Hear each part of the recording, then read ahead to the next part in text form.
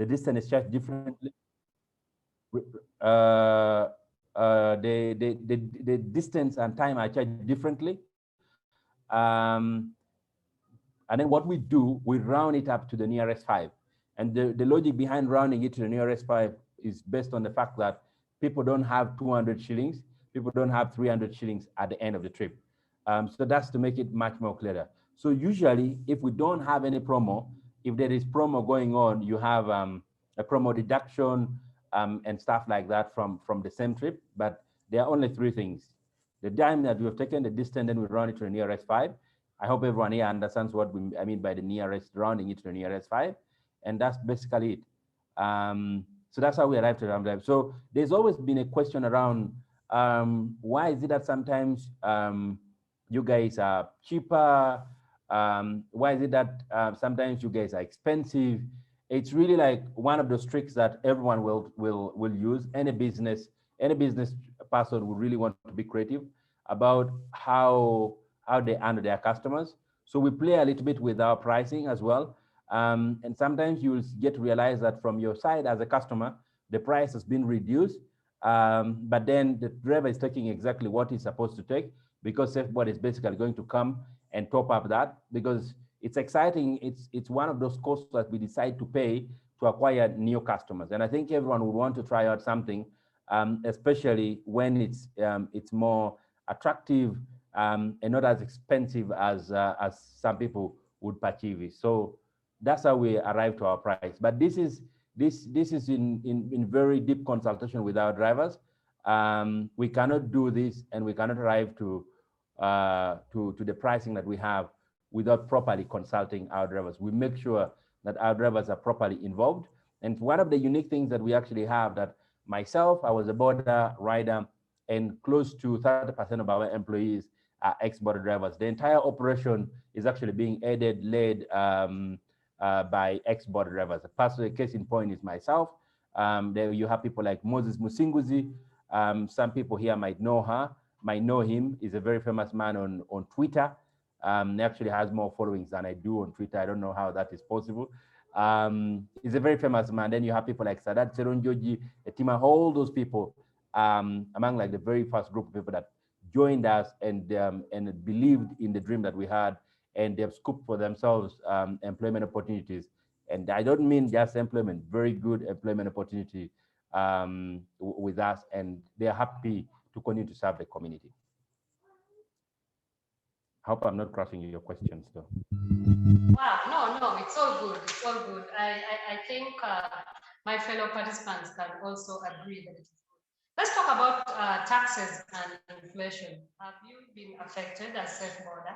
And if so, how? When you talk about taxes, do you want to be specific? Or you want me to respond to the current incident tax? I don't know what you want, but I want us to talk about in terms of fuel, actually.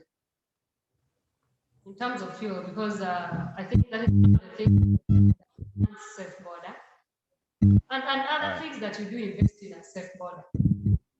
Okay. So what I would say here is that we have a very big challenge in this country called Uganda, that we so much love, that we all belong to. But this problem is not only specific to Uganda. Actually, boss, record this for the TV. This is good. I have a media guy in front of me. I'm just telling him, please record this as well, so that you'll leave with some content. So what I was saying here is that we have a very big challenge in this country, not only in Uganda, but a lot of African countries and a lot of countries that do not understand and don't want to relate fairly with innovation. The reality is, and the fact of the matter is, everyone would want to pay tax. Like everyone wants the opportunity to be able to pay, as long as they see the value of the tax, and as long as the tax is in the best interest of the country. What is usually happening, and this is a normal reality, is that the normal reality is that most of the times the innovators are way ahead of the tax regime or the tax experts, and that's very common in many countries because the way we think are never really captured, and most times people don't consider it as something that is so valuable. That's why you always have taxes running after innovation.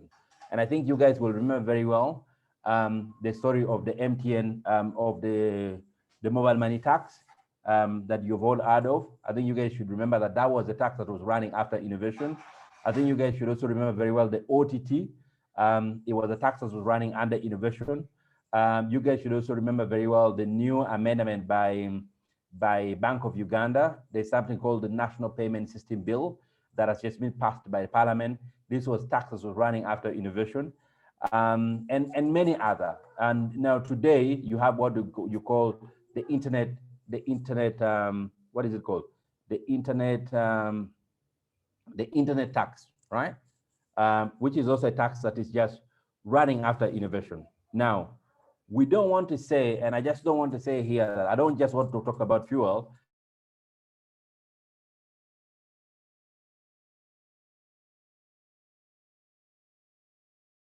in general. But I just don't want to say that taxation is avoidable, and it's kind of responsible for you to be for your country or for your government to double tax you.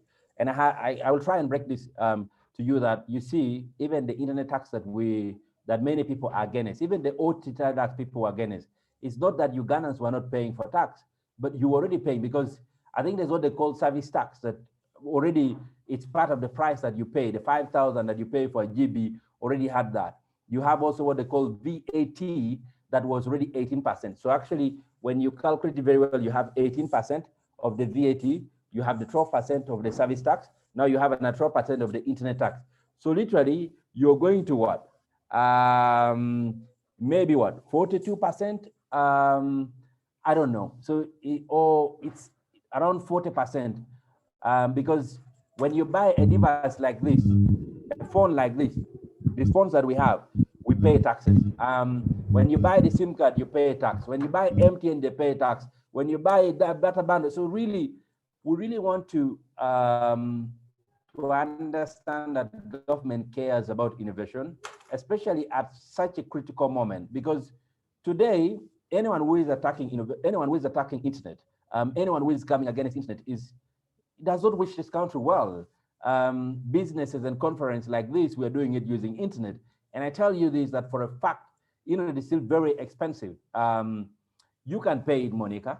I can pay it easily. I can pay even if they multiply this charge by 10, by maybe, even if we multiply it by 100%, I think I can still pay it. I can find out maybe a possible way to pay it. But it's not about me. My drivers cannot pay it because when we came to this industry, less than 10% of our drivers had smartphones. You recruit 10, one has a smartphone and 0 has a smartphone that could work very well. So as of today, we're giving them over 30,000 smartphones to the industry. You recruit a driver, he's been having a button phone, you introduce him to a smartphone, train him how to use it, train him how to buy data, connect him, and he starts to meet all these daily expenditures. And now it's just, so it's, I have a lot of frustration with the way our government is thinking about young people and the future of this country, and the way they think about raising money. And I tell you this, that when they introduced the OTT tax, the estimation was that government was going to make around 200 billion just from the OTT, and a lot of people kept on defending it. Odongo to shade, no, is it called Odongo?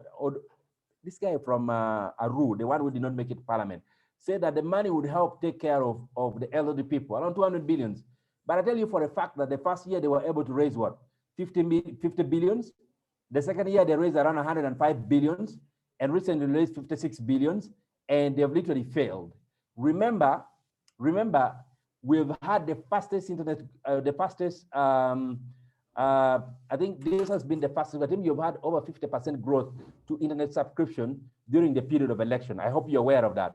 But the reality also is that a lot of people, because no one was interested in this, a lot of people bypassed and did not pay a tax and use VPN. You have so many people who are now on internet, but so many of them were using VPN because they just don't feel like it is the right thing for them to pay. So that kind of harmonization is good. Now,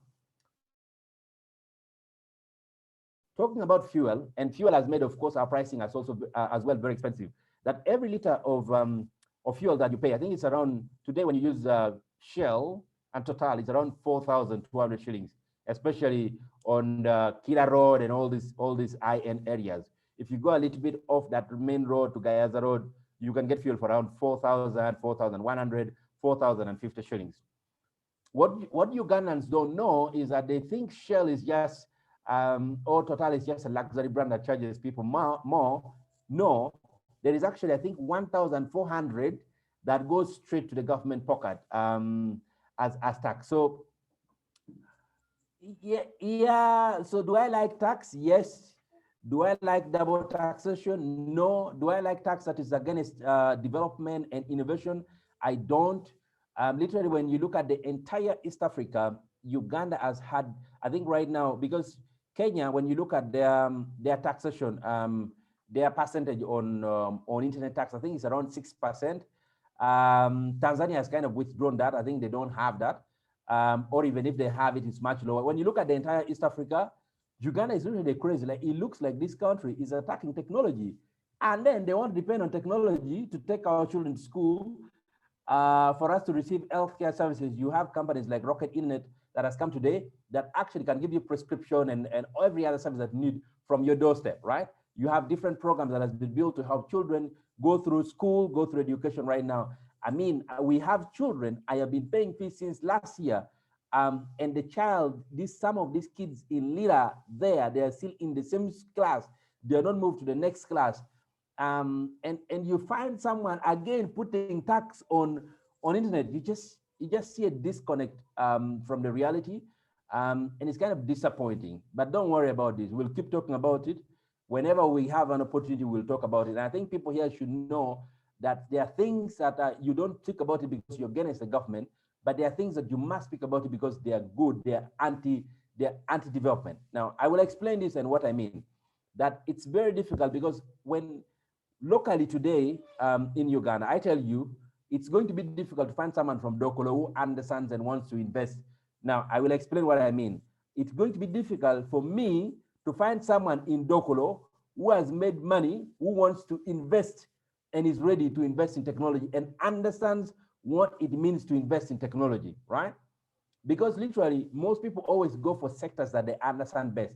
That's why, Monica, every time people make money, they go to building houses, buying land, doing agriculture, because that's what they were raised doing. Very few people have made money from technology and they're willing to take the risk. I tell you today, for us to run the business, like we're looking at probably the next year, we need close to maybe $10 million to run the business. Which Ugandan is going to give us that kind of money, or who can be interested in investing possibly $1 million for like even a 5% share or even a 10% share in Uganda? They will not. But when you tell them that the SafeBoda they're seeing is worth over $100 million, they'll be like, what are you talking about? I think, Monica, based on experience, I've had the opportunity to speak to the richest people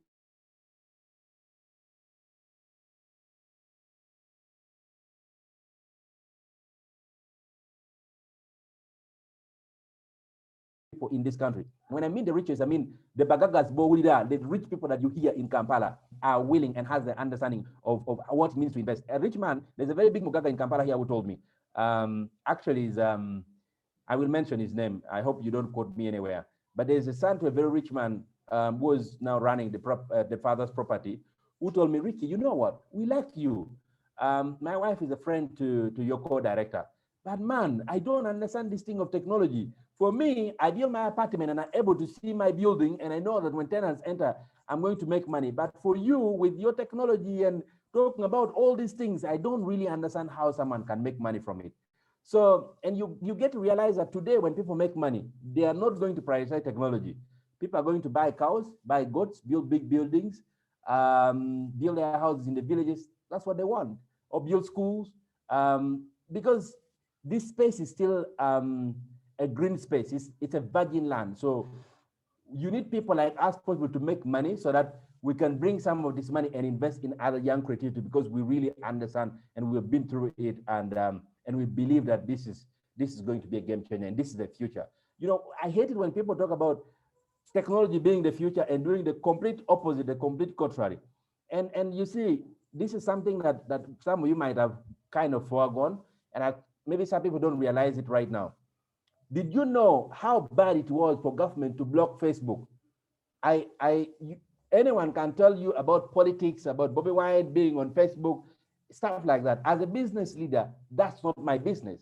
Facebook has become one single area where all the businesses and individuals meet. And that's what people don't know. Anyone who buys a smartphone will not go on Twitter, will not go on TikTok, will not go on go on Snapchat. The first account everyone wants to open is on Facebook. Like, it's a must for anyone to have a Facebook account. And for us as businesses, it was very easy to target people and to market to them directly because you know where you could find them. When they blocked Facebook, I tell you, a person who is talking from Dokoro like you is being seen in Russia, in Germany, in the US. It became very difficult. The cost of acquisition went so high, and it had a huge cost of businesses. I take my time. I try explaining this to the authority. You speak to a minister, and sometimes they don't understand what you're talking about. And most frustratingly, sometimes they don't really, it's not that they don't want to understand you, but don't even have the powers to make the change, or they don't even have the ability to explain these issues in a much more clearer and strategic way to the top leadership. And most people really resort to letting it go. You have a conversation with someone, they let you go, they tell you we're going to work on it, they never do anything because they care about their career, not what you're talking about. And sometimes we are looked at as people who are just trying to fight for the industry that we belong to. And issues of taxation, issues of policies, issues of regulations. I have been telling these leaders time and again that we need to come together and sit on a round table. And I told them that they should stop looking at us as rowdy people who need to be regulated. They need to start looking at us as partners that want to work together for the betterment of this country. Sorry, Monica, that was a little bit very long, but you touched on a topic of interest to me. No, it's okay. You have brought in a lot of the things I personally wanted to talk about, because you have time with, let's say, an MP, those who have the opportunity to make it, like to move things, and really they don't see that you're making a lot of sense about it. And thanks a lot for sharing. What has been your biggest struggle at SafeBoda, especially now that we're on lockdown and you don't get to carry so many people, you as SafeBoda? Yeah.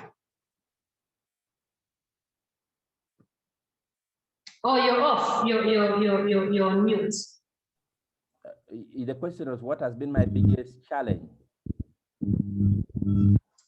What has been your biggest struggle? What is your biggest struggle actually now as SafeBoda?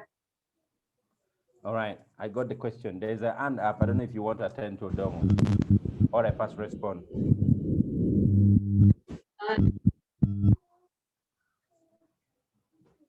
I'm not No, saying.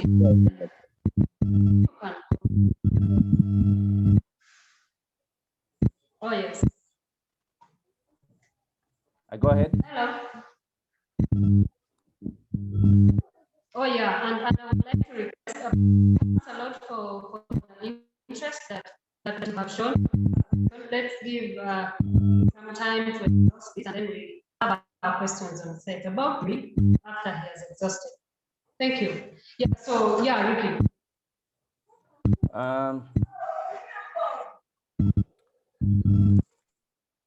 I will tell you that the lockdown has been a very frustrating moment, especially with the coming on COVID. We've been pushed behind and way behind. This is not what we had anticipated, and we didn't think anything like this was ever going to happen to this country. It's a very frustrating moment for us.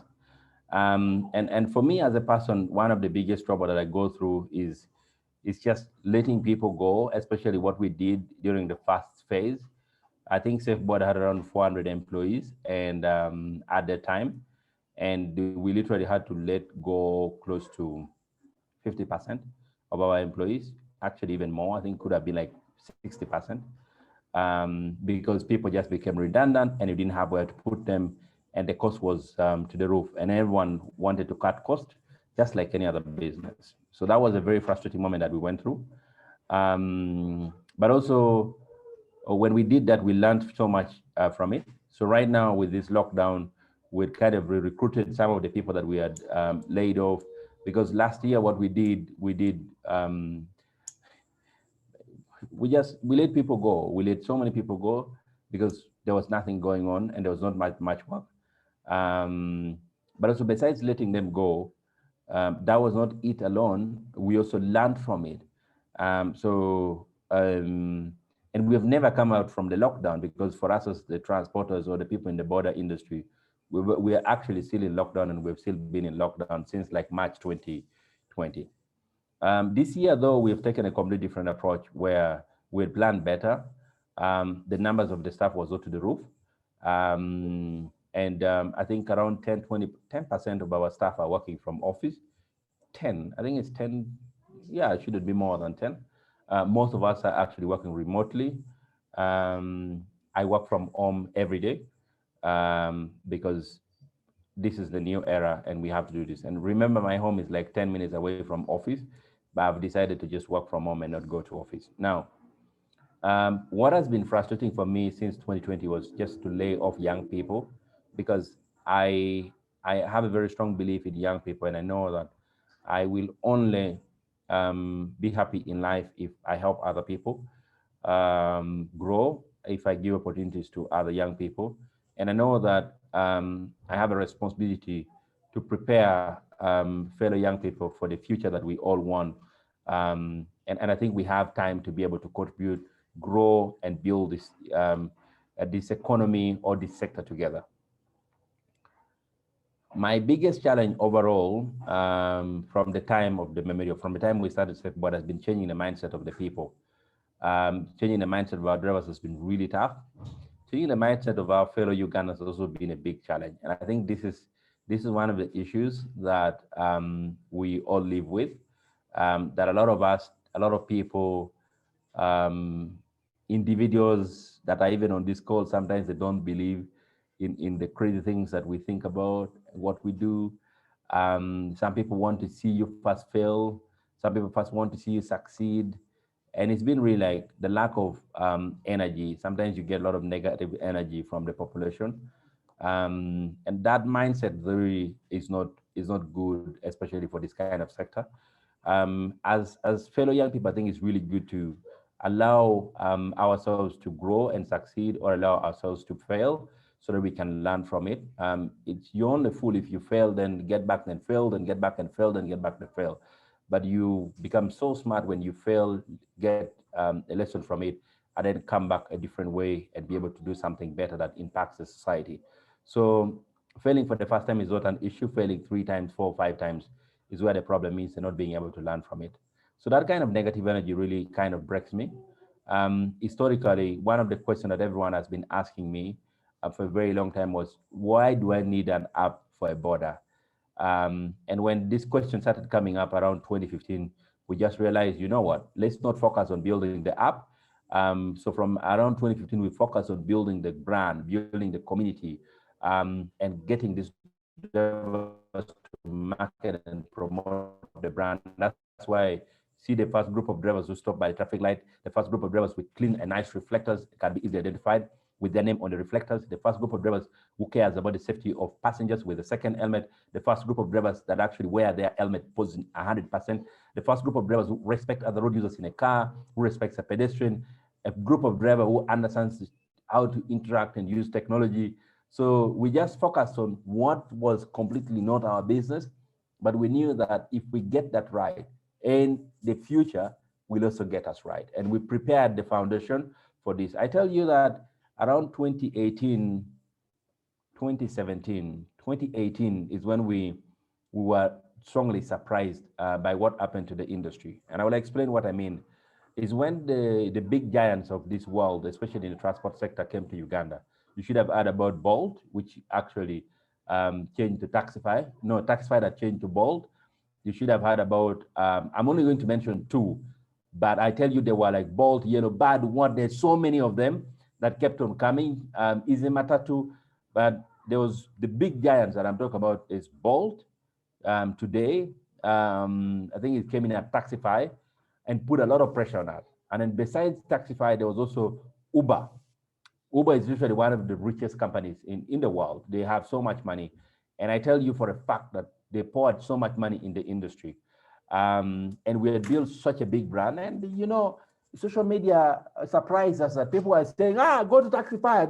I don't know if it was a promotion, but you just realize that social media is going to talk about Taxify Uber, being cheap what? And we are just like, you know what, if it's a race, let's go for it. So we went for the battle real quick, real tough. It was a very tough decision, I will tell you. We burnt close to $1 million every month, and we are able to beat all of them and remain in the market. So this is something you don't have to say it out there, but we burnt so much money as well to counter the competition. And also, besides just giving discounts as well because what these people did, they got our price and reduced it. And what they did is they got our exact price and reduced it by 50%. So there was nothing you could tell anybody because the price of SafeBoda was 50% less than any other price of any border service in Kampala. No, the price of SafeBoda was 50% more than Uber and Taxify. And this was a big disaster for us.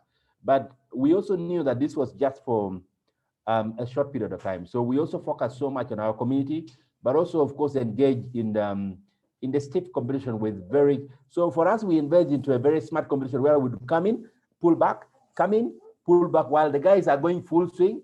And before they realize it, their account is empty and they're not willing to put in more.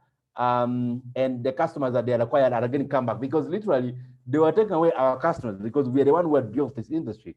Already, as I speak today, we have over $1.5 million. That's like the entire group of people in Kampala that lives in Kampala. So literally, this was the customers that we were competing for and sharing.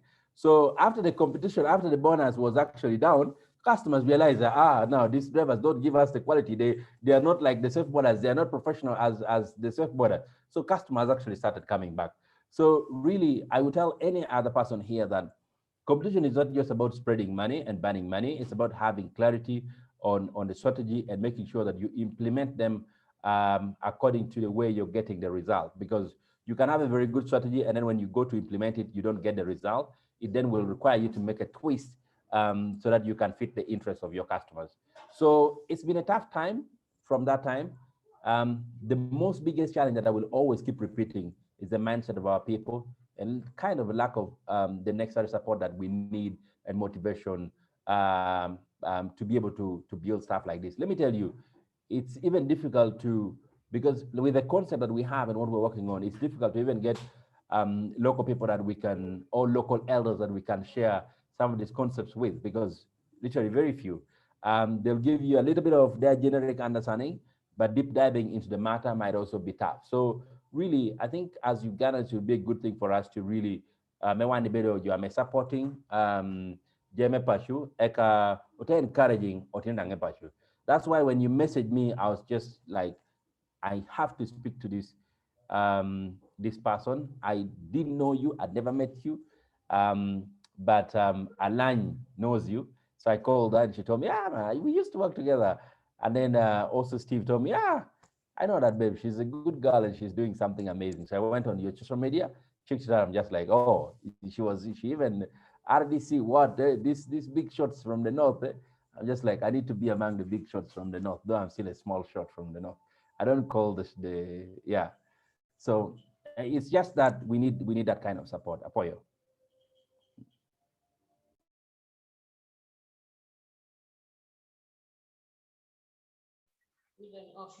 That's great. I think what I took from there is about remaining relevant in the face of competition. And it's one of the things that my father has always told me, You have to be there. So, yeah, you're a big shot. Now, there has been a story that has been circulating over social media. There's been a story circulating over social media about a guy who went through Makerere University, I think, and he came up with the best paper. He's staged in front of Makerere gates as a boda. I'm not bringing that to bring you down, but I'm only trying to appreciate that you have managed to make lemonade out of the lemon that you have been given. Now, Rapa Thomson Ricky, what are your 5 top reasons, I should say, 5 top rules for success in a country like ours?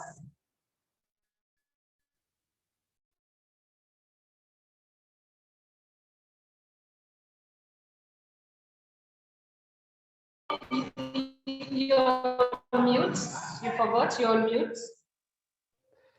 We have a situation. I will respond to these questions. And when are we ending? It's 5:11. I have another engagement with FIA. I was supposed to be in France actually today, but I'll be presenting to them in the next 1 hour. But just to know, how long are we remaining with?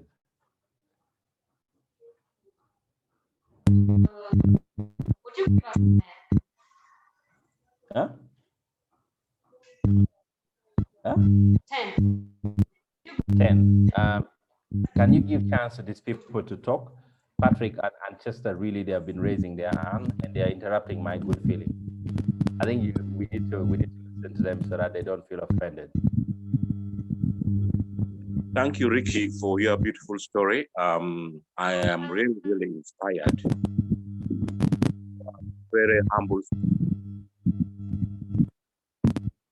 story of yet. I have a question to ask.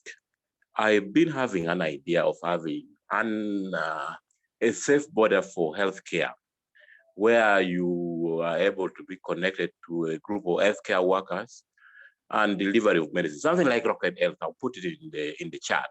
Do you think you can comment on that? Thank you.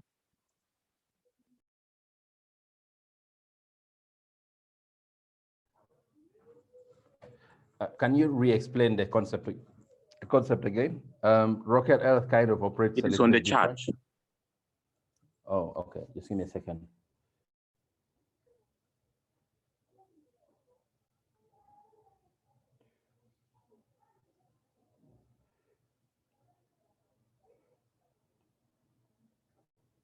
Okay. This is Patrick, right? Patrick. Exactly. Yes, that's me. All right. I think this is an amazing idea, and I think this is something that is still really missing in the industry. The story of Rocket Internet, we've been following up and we've been meeting with these guys for many years, and we've seen how they went through what they went through. It also took government a lot of time to be able to approve their work. Today, they are proud and they've been able to approve the work that Rocket Health did, but it took them a very long journey. Now, what we could do, Patrick, is that we could arrange for a meeting and we deep dive into this. And I give you a bit of 2-3 lines opinions and possibly how you could do that, just based on my personal perspective and my personal feelings. But the reality is there is need for someone to be able to receive, to be able to have a sample. Let me just summarize this. There's need for someone to be able to, there's need for someone to have his sample collected from home without him having to leave home and go to a medical facility.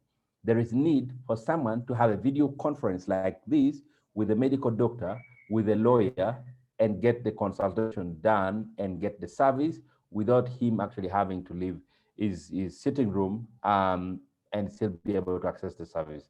There's need for people to actually have medical personnel brought to them, come and give them treatment from probably their home, and then then the medical person go. There's also need for someone to actually have the medication delivered at the doorstep. So I really think that if you're thinking about something like that, you should be able to pay attention to some of those details. Can this person talk to the medical person like the way we are doing? Because let me tell you, you see, there's something that people always say, and you see, when we were studying, when we were in school, some people used to say, you know what, I'm a scientist, so I like sciences. I only do physics, maths, chemistry, Niwa Caminho. I'm a very big shot. Now, and there are those ones who are doing history, and we used to look at them as this, this one is doing an easy course. The reality is even the doctors use history to treat the science, to treat the problem. So an opportunity that allows a doctor to be able to speak directly and get the patient to stand up, say, are you feeling pain here? Are you feeling pain there? Because this is exactly, because I got an eye opener when I was in Sweden. I went to Sweden for a study program under the Swedish Institute, where I graduated with a diploma in sustainable business management and leadership. This was in 2019. And I met the guys who are doing this, and insanely, they were making so much money that literally no medical facility was making, because everyone wants things on their table. The demand, I tell you today that in the villages, what they want is completely different from what they want in the urban centers. But there's one thing that remains constant, even in this country today. There is literally, apart from the coming of Corona, there's been urban rural migration, right? But immediately when this lockdown has been lifted, the trend will remain the same. Rural urban migration. People are looking for opportunities. Now, when people move into town settings like this, they get busy to the extent that they actually want everything at their convenience. So I really think that you are thinking about the right thing, and possibly you might want to jump in now, because Rocket Internet is really taking control of the market, and you want to put your name out there as soon as yesterday, and try to test the market, make a few mistakes, and improve on it. And Patrick, you see, this thing can sound like it's very difficult. It's a simple website that allows you to upload. Don't start with an app. Do not, because you will not afford it. I tell you this for a fact. You will burn all your money and you will not have the best product that you want. So what I usually tell people is just start with a simple website that people can go on, and then you get to learn their behaviors. People just, even you see, like a lot of companies, big companies actually have an app. They also have a website. Even on Alibaba, they even have a website. Even on Jumia, they have a website. Even SafeBoda, we have a website. Though you cannot order for a ride from the website, but we do have a website. So it's actually advisable that you start with a simple website, which will cost you maybe $1 million shillings, or even less. There are cheaper ways. There are also other platforms that you can use to build your website, like Wix.com and stuff like that, to build your website using the design that already exists, and you really don't have to pay another person to do you. And you pay for hosting like $20 or $30 a year, depending on what you want, so that you are able to learn from the behavior of the customer, the need of the customers, and then now you improve that, and then possibly you take the learning from the website and then put it into the app. Because right now, to be honest with you, for you to have an app that is going to work, you might need a little bit more money. And historically, you will not have an app that people will download without you putting it in the faces of people. So a website would be an easy way for you to be able to serve the people for the beginning, just like Rocket Internet has. Then from that, now you can collect that data and put it into an app, which will cost you maybe a decent one that will cost you around $20,000. Then you will need some money for promotion, which could go up to over 100,000 USD to get it in the hands of the people, and then you should be good. But this is something that could be easily implemented if you're a doctor and you have the certification, and or necessarily if you don't even have to be a doctor, you have to be passionate about the concept as well. So Patrick, if you need to have a much more detailed conversation, I have some time on Thursday. We can arrange for a 30 minutes conversation, and we try and brainstorm here and there and see if I could be of help. And maybe I could recommend a few people that a few tech guys that you can run this idea by, and then possibly they can help you. That is if you're serious about this. Patrick, do I answer your question? Thank you, Ricky. That was very good. I'll get your number. I'm typing my email. Maybe in the chat. In the chat. Yep. Yeah. And then there's another hand up for ancestor. I don't know who ancestor is, but ancestor. Ancestors, I don't know. Thank you so much. I'm actually called Daniel. I don't know if you can hear me. Yeah, we can hear you. Okay. In line with what Patrick has been mentioning, first of all, I appreciate your story. It has been an inspiring one. From the time you started the changes in the market, everything until now where you've reached. I think it's a beautiful story, and as an audience, person in the audience, I've enjoyed it. And Patrick mentioned something about these health needs that we may need in our. I think it showed an opportunity for doing business further. And of course, you mentioned the different needs that people would need. I mean, like they need medical services, something like that. Eh? But then my question is more of like, okay, now we have COVID, right? Like we are already in this situation. And I've heard about SafeBoda for some time. I've used it, I think, once. And the thing is like, when you talk about SafeBoda, what does it entail? Like the package of the safe, is it just riding someone safely to their destination? And then in the event that we have COVID right now, has the package changed? Has anything changed about the way operate in terms of safety? I don't know. Thank you so much.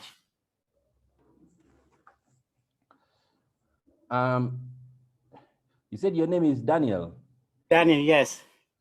You might want to edit it next time so that it doesn't look like any other Facebook guy. Yeah, sure.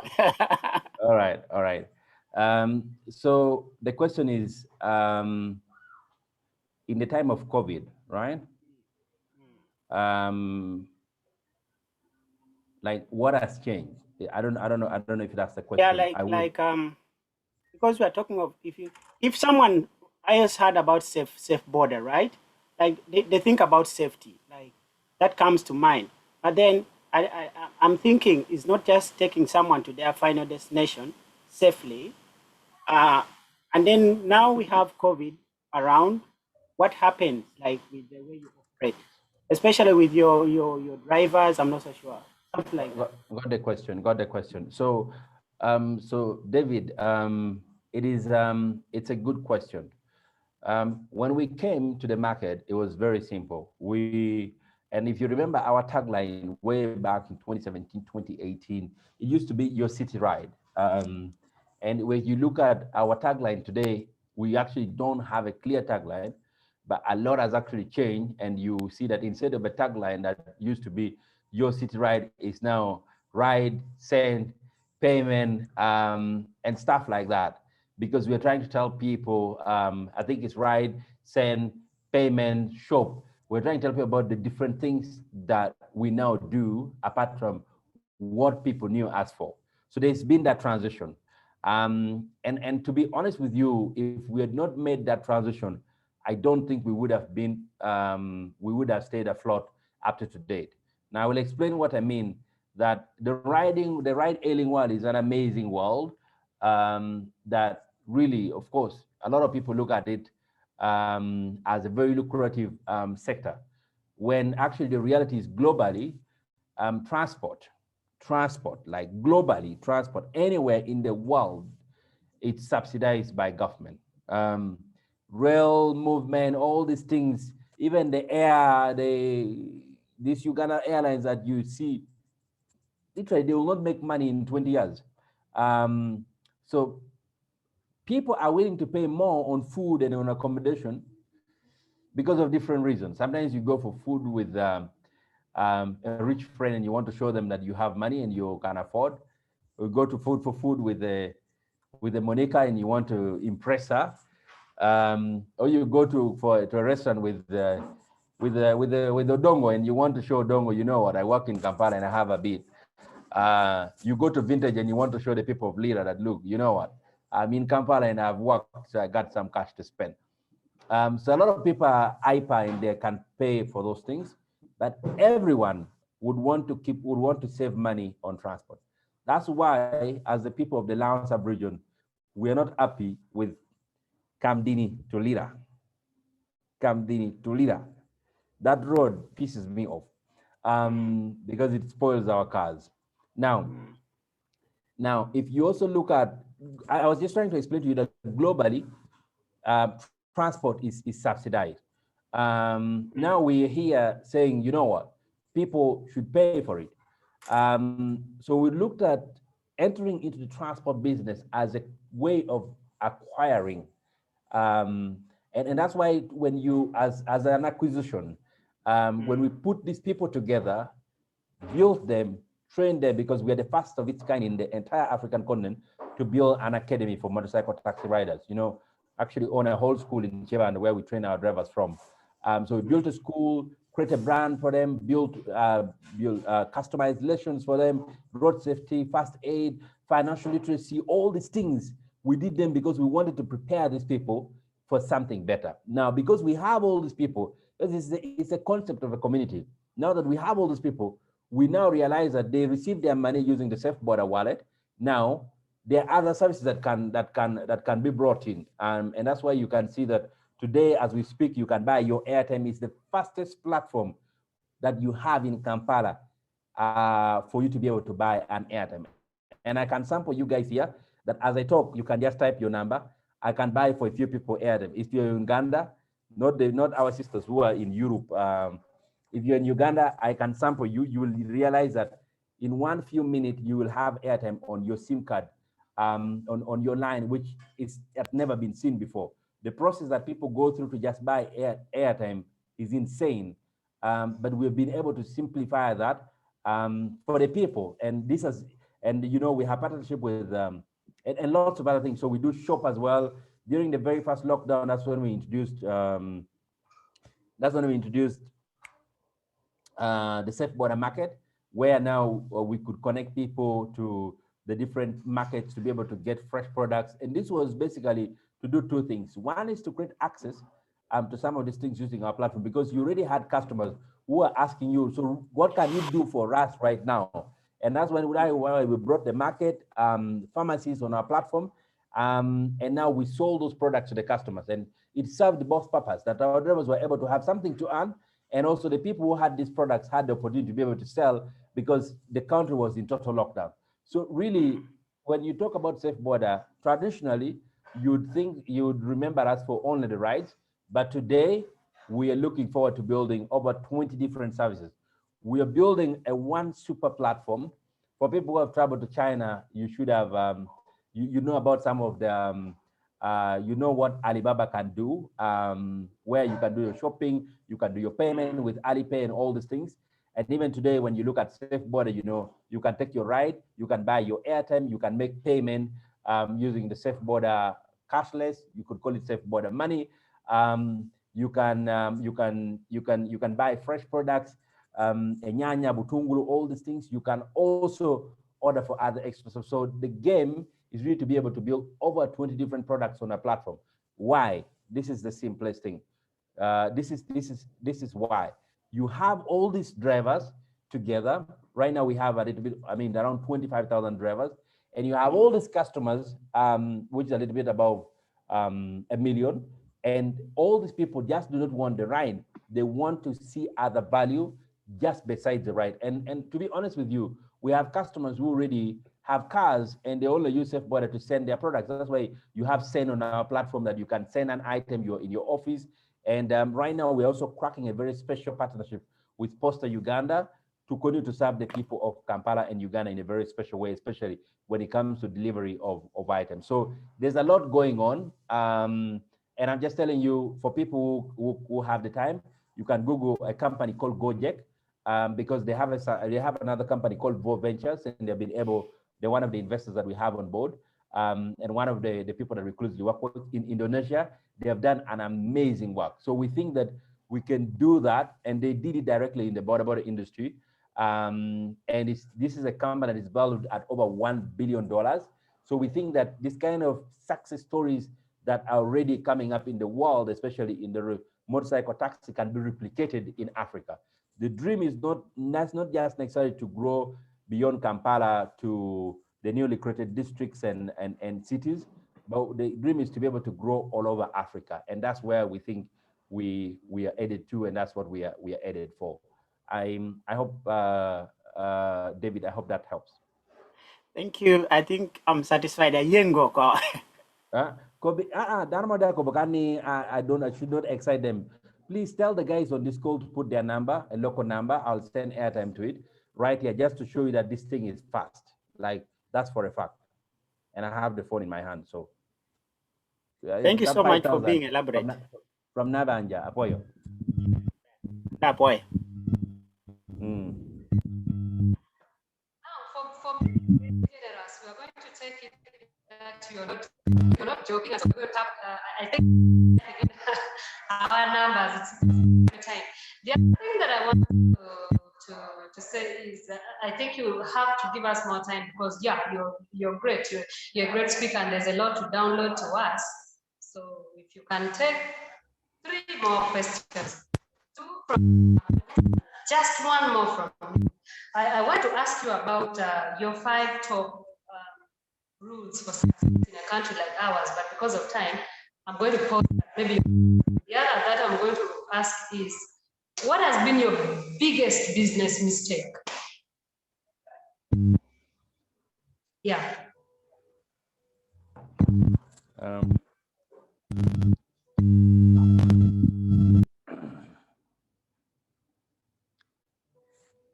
Just give me a minute. I'm still sending airtime. I think the first person has already received. Man, people are sending numbers everywhere. Maybe they can testify, but also it still goes back to, you're going to have to add us more time, right? Because you're eating it. Yes. Just give me.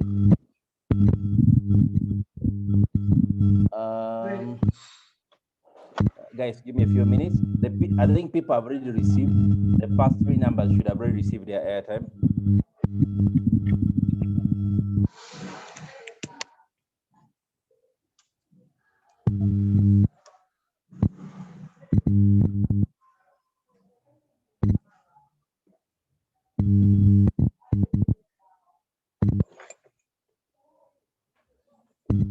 Robina, you need to check. Emerson, you need to check. Patrick Odogo, you need to check. Guys, I'm just showing you guys that the technology that has been built by the son of Dokolo can work.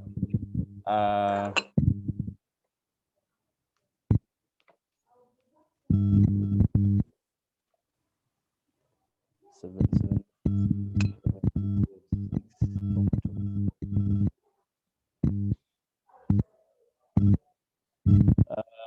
all of them done. If anyone has not received, please let me know. And I want to show you guys, do a little bit of marketing. So what I do, can I have 1 more number? I think I'm done with all these numbers.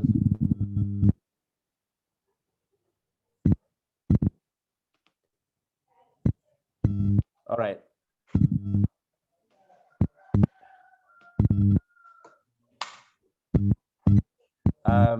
Can I have 1 more number? I want to give an example to someone here.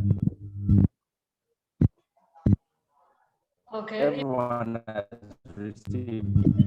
I'll just send it to another. All right. All right, Agnes Uchiti. So this is how it works. So what I do is you just have the SafeBoda app on your platform. So what you do, you go into your app, then you tap the SafeBoda, right? It opens up. So it shows you food and shop, delivery package, order ride, and then buy airtime. So what you do, you tap on buy airtime.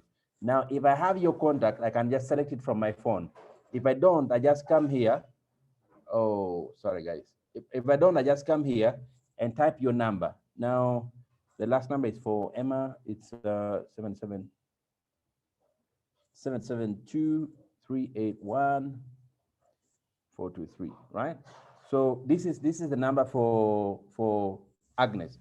So what I do is then I choose what I want to send to Agnes. So in this case, I can be generous and choose 10,000. So when I choose 10,000, it will just show me what?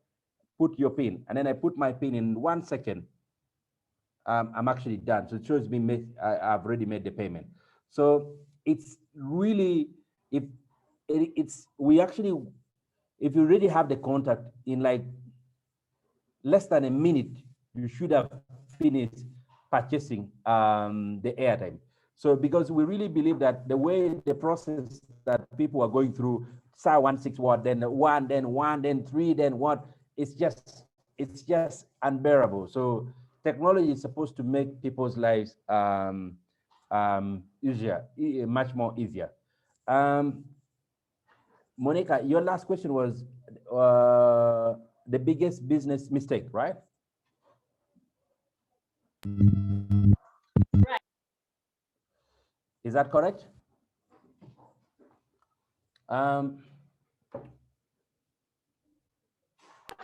What has been business? Is that in relation? It should be in relation to SafeBoda, I anticipate.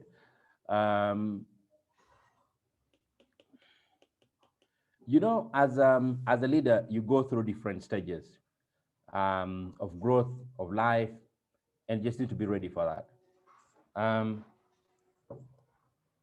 One of the things that one of the biggest troubles that we went through, as I think I mentioned it already, which is what I would want to talk about here, is literally not what I would call the business mistake, but I think I would add something to it, to the biggest mistake that we made in modeling our business. Basically, a model is how you make money from a business. And just can you raise back your hand? Why you get there? You need bookkeeping, because it interrupts your. So our model of raising fund is what I kind of figured out as was the biggest, as it was the biggest mistake that we ever had. And what happened was that, as I told you earlier on, I didn't tell you more in detail, but we spent close to a year collecting 10,000 shillings from our drivers every week. We kind of took so long to realize that this was not going to work. It was helping us to grow, which was a great thing. We were desperate even at the time that we needed money, not for ourselves, but to grow the community. But drivers started complaining immediately after, actually around 2-3 months, they started complaining, and we kind of took it for granted and kind of ignored it. And we thought, those are just bad breeds and stuff like that. It reached a time that we had literally failed, and we couldn't collect payment from 50% of our drivers. And we already had a very bad reputation. What we had to do was everyone was to leave office. Everyone had to leave office, even myself. And we moved all over Kampala in each and every state to tell them about who SafeBoda is. We had to script something completely different to tell the public about who SafeBoda is, what we do, how someone can join us. And I think that frustrated us a lot. And even up to date, is one of the biggest mistakes that I think as a company we ever made. And we pray that we don't repeat that, because that was 100% enough to kill us. And if we are trying to push it more, we're going to vanish. We're going to disappear, because drivers didn't like it anymore and they hated us for that. I think that was the biggest blunder that we ever made in our journey at SafeBoda.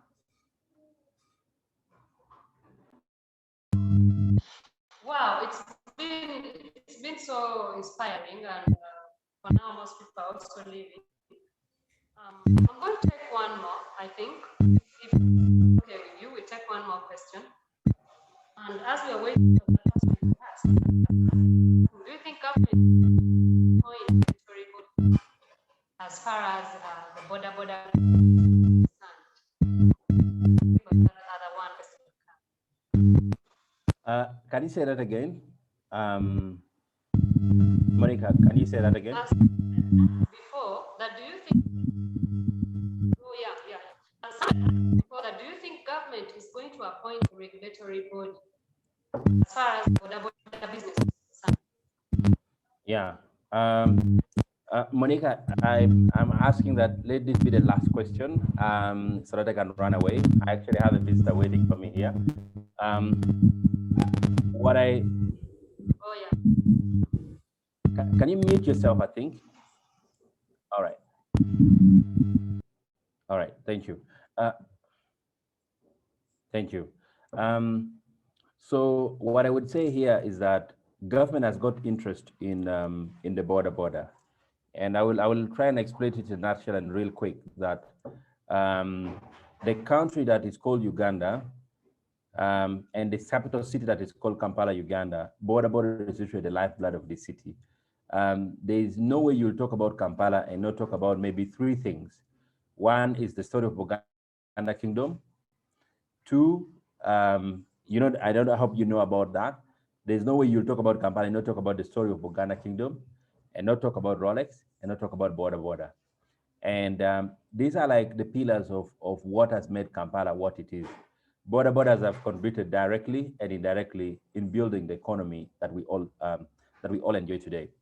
Now, apart from that, is that border accounts for around 10 to 15% of Uganda's GDP.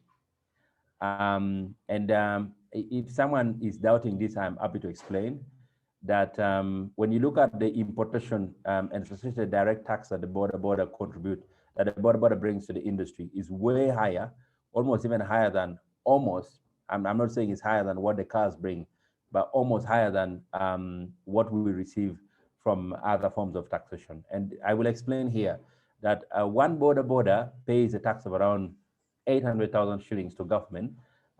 So that's why the cost of a border is like what? It's like 4 million, because literally close to 1 million shillings is just tax that goes to government. Now, when you import border, it just doesn't stop at that. Immediately when the borders have been imported in the country, there are companies that do that. These companies ranges from Simba Automotives, Mahindra, TVS, Bajaj, Honda Hero, Honda, Yamaha, all these big companies, they import these bikes. Now, what these companies do, they set their offices and assembly center in this country, and they create direct employment for young people working every single day. So it has a direct impact on unemployment. But besides that, I just want to look at these companies as well, because these bikes are sold by these companies. These companies also has a responsibility to make, because when you're a company and you're set in Kampala in Uganda and you're operating in Uganda, you file returns and you have to pay tax as a business that is operating and it's also making money. So in that way, government also makes money.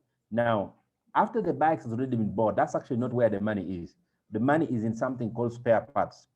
Now, spare parts, because immediately after the bike has been on the road for 2 years, it will rely, the lifespan will be like you're in ICU. You need the spare parts all the time, like all the time. See, any bike was been on the road for now 2 years and above, depends on the spare parts. So literally, you see a bike running, but it's running on spare parts. You change the mupira, you change engine parts, you change the brake system, you change fluid, engine oil every week.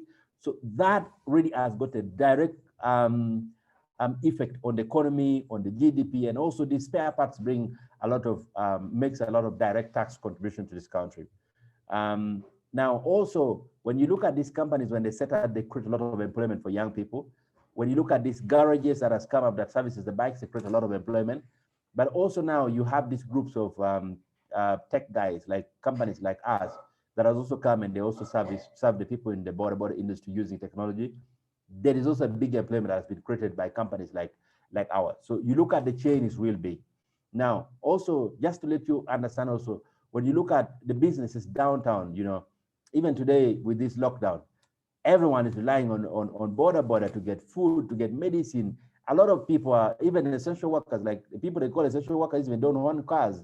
Like we're getting a lot of requests, and to a certain extent, we actually have to move certain group of people as well to workplaces and stuff like that. So there's a lot of dependency on border.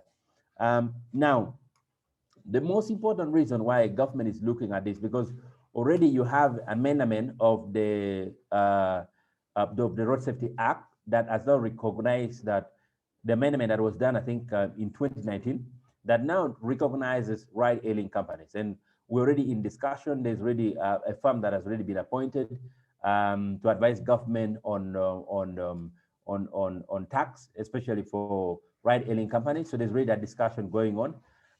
There's a lot of discussion going on how to regulate the border industry.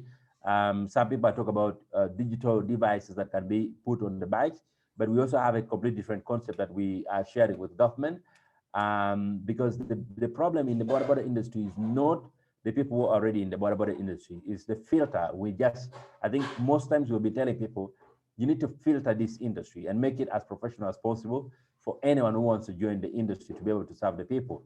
Because the reality is, anyone dies in a border accident. You have had sons of ministers, you have had sons of farmers and daughters of farmers dying in border. So it really doesn't discriminate. You have seen the young, the old getting involved in border accidents and then they die. You have seen the female and then the male all getting involved in border accidents. So it really doesn't discriminate. And it's huge. I think it's one of the burdens that this country has. I think 40% of the people admitted in hospitals as a result of accidents come from border industry. I think, and that's a big burden. When you look at Mulago and all the stories, it's a big burden. So we really think that government is going to continue to be interested in organizing the border industry, as opposed to the stories that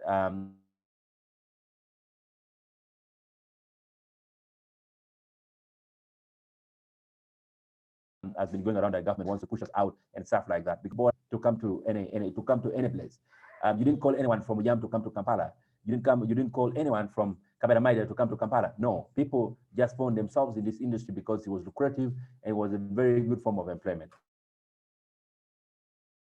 Now, talking about employment, Boda has grown up to become the second biggest employer of young people after agriculture. It employs more people than media does. It employs more people than any other sector does, apart from agriculture. So Boda comes second after agriculture as one of the second biggest employers of young people. The biggest problem, though, is that agriculture, let's talk about border and transport, has not been fully invested in by government. I think government has not properly invested in the sector. That's why you get to see this. A sector that has grown to become the second biggest employer will be of interest to government for sure. And I think government is trying to do all it can to organize the industry, not to push people away. Because there's no way you're going to take these young people. You talk about an employment of over 2 million Ugandans in a country where you have 46 million people, and in a country where you have 85% are literally young people, and a bigger percentage is being absorbed by the border industry. You just can't dare to say let them go out, but you just want to work with them to see how best the industry can be organized. The problem, though, is that there's not been willingness to really make the industry what it is. There's been a lot of political division and political arrogancy that has caused the border industry to remain the way it is. And the people have been cheap politicking the industry, which is bad. But we hope that the future is going to get better. And with the coming in of companies, private companies like ours, I think something that government is interested in, that continues to work on what they call private-public partnership, would be an angle that government will take, just like many other countries have also taken. Private sector really feeds government. Government does not feed private sector. We pay for the cars that they drive. We pay for the airtime that they spend. We pay for the tabs that they get.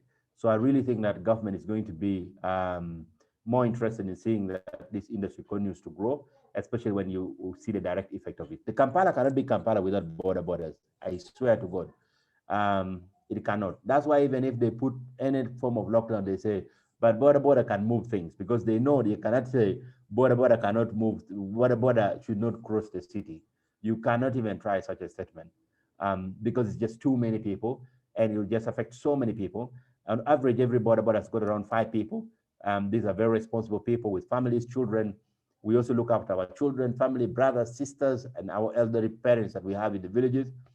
And we have taken loans from banks to be able to acquire these bikes. We have sold land from the villages to be able to acquire these bikes, and we need to make money so that we can buy back this land. So really, it's of interest to government. I swear to God, this is of interest to government. Oh wow! So wow! It's been a very inspiring. So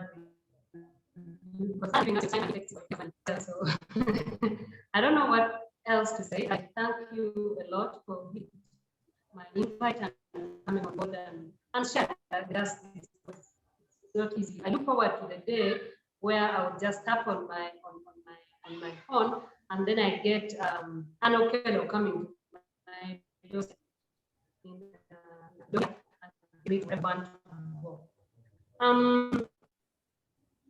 That said, these days they say it's about how many people share with us the social media handles. So yeah, we get to follow you now, see what's happening. If it can help to give back the money that you have given us, it would be great. I've not given you any money. These are my family people, so I think it's just a good thing to share a little bit. To share a little bit. So you're saying, what do I do?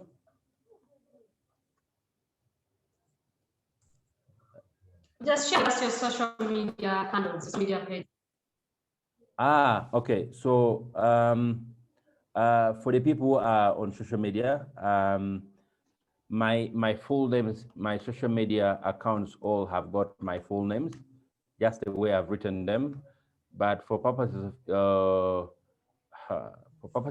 just give me a second. I think it's at Rapa. So all my social medias, you just on Facebook, just type at Rapa Ricky, you'll see my page and my personal account. On Twitter at Rapa Ricky, on Instagram at Rapa Ricky, LinkedIn, Rapa Thomson Ricky. So if you put in Rapa Thomson Ricky, you definitely find my account right there. I'm just wondering if I could share it here for people to just tap on the link. Just give me a second and I see. I'm not sure if I can do that real quick. I've not been using my PC for this one. Yeah, but most of you, I think you follow me already on Facebook, so it should be good.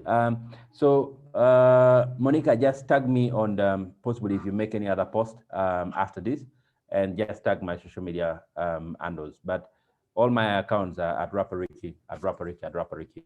And you'll see my dark looking fish, my dark looking face from Kachung Arab B. So yeah.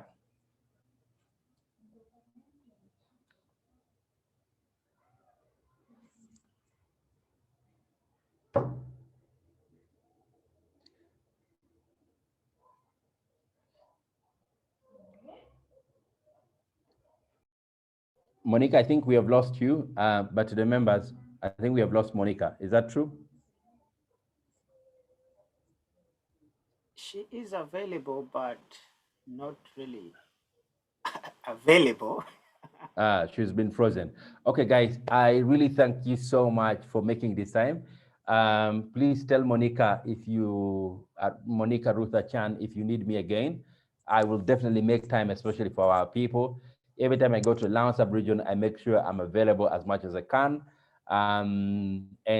Just use my email if you want to book some time for any other conversation. When I'm also home, I'm always home in Dokolo. We can always meet in Lira. Not in the bars, but we can always meet and be able to have a chat. I thank you all. Thank you so much, guys. I really have to leave. But thank you. We can always do this again. Thank you. Thank you, Patrick. Thank you, Patrick. Yeah. Thank you, Colin. Thank you, Ancestor. ITL P33. Thank you, Brenda. Thank you so much, Brenda Kulu. Emerson, thank you. Alan, Poyo. Alan to Korea Poyo. Agnes Chitia Poi. Aloke Kalbin Poyo. Guys, I have to leave, but thank you so much. God bless you, sir.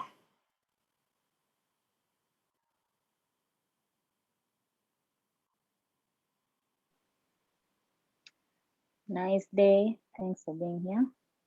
Talk next time. Welcome.